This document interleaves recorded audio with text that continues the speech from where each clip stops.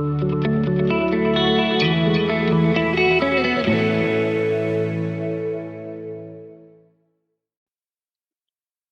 of the things na natutunan ko in terms of guidance no from the Lord ay yung konsepto ng tail of the snake.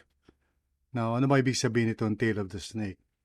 Now, ideally, pag meron po tayong decision na nais na gawin and we're seeking God's wisdom and God's guidance, one of the ways na we can discern kung yung ating naiisip ba o pinaplano ay sa Panginoon ba or ito ba ay nanggagaling sa deception ng kaaway is by playing the movie, no?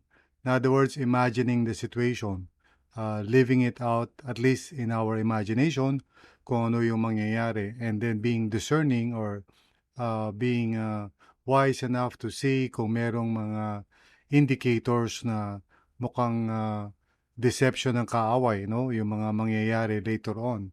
Perhaps not at the beginning ng isang decision, for example, pero as you live it out in your imagination, maaaring makikita mo later on na mag-a-appear yung tinatawag na tail of the snake.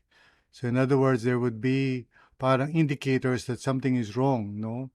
Perhaps in the middle of this process or somewhere toward the end, makikita mo na this is not God's will for you. Siguro, let's say, mako-compromise mo yung integrity mo. O kaya later on, when you decide, whatever that may be na dinidecide mo, you would see na magkakaroon ng adverse effects. People might get hurt or the name of the Lord, higit sa lahat, will not be glorified.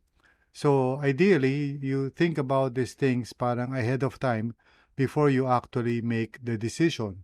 So yun yung parang ideal concept nito ng tail of the snake.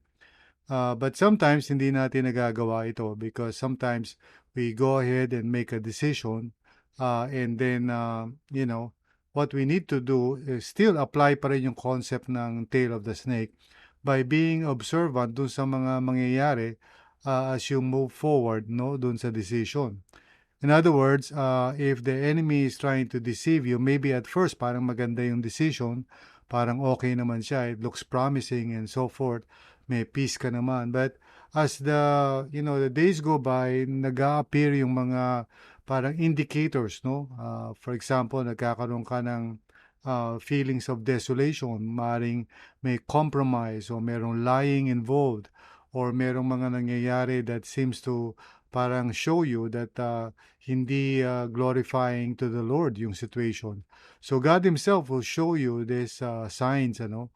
So what you need to do is to be aware that even though you've made a decision, um, especially if the decision is changeable naman. In other words, you don't have to push through with a wrong decision if you realize later on that the enemy deceived you somehow, no?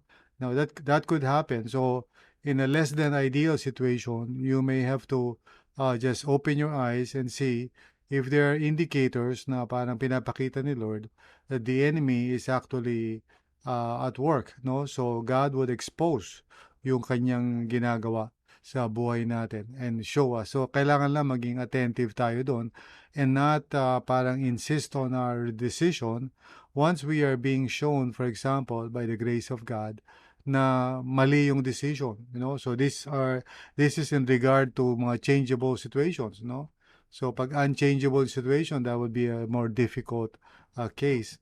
Pero kung changeable naman, you don't have to push through dahil nakikita mo na God is showing you the tail of the snake. So be aware of that na again, ideally, before you actually make the decision, you think it through in your imagination and play the movie to see, and of course, you pray and ask God to show you the tail of the snake na maaaring hindi siya obvious, sa umpisa, But let the Lord show you, ika nga, if you pray for it, that He would reveal it to you. So, that would be the ideal situation. But in a less than ideal situation, nagawa mo na yung decision, but still you must be open, to God and still ask God, Lord, if yung decision ko is based on the deception of the enemy, would you show me the tail of the snake? Okay? So that concept, keeps you aware and observing. And if you see na mukhang there's something wrong do sa decision na yun, don't insist on it out of pride, but rather repent from it, and change it as soon as possible. So that's it. God bless.